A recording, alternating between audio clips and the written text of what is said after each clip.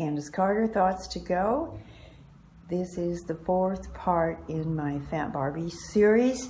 On the left you see the angel figure that was in the last video concerning the women with their heads in their shoes, in their high-heeled shoes, red high-heeled shoes.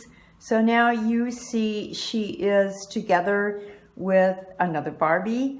So let's check her out, the angel out first. Let's go down. Remember, she has positive and negative features. At the bottom, she has a bondaged woman tied to her. It could be of Indian origin. She does have moccasins on. But also at the bottom, you see the two heads of the women that were in the last video without their heads. Here are their heads. So now I'm moving over to the new Barbie because at this point she's very important for me. You see, this Barbie is encased in a body that is looking very huge, very bloated. I will show you.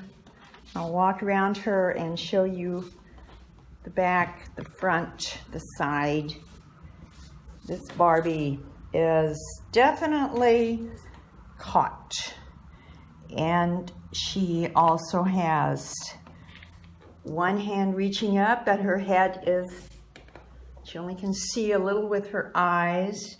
Now the problem with this Barbie is I am not making a comment on obesity. What I'm making a comment on here is she does not love her body. She is caught in her body. It may look totally different from what you see here because she experiences it like this. And if she experiences like this, there's a lot of self-hate. And she can be the only one who changes how she sees herself. So this Barbie caught up needs to reconsider. Maybe I should move her a little bit closer to the other Barbie.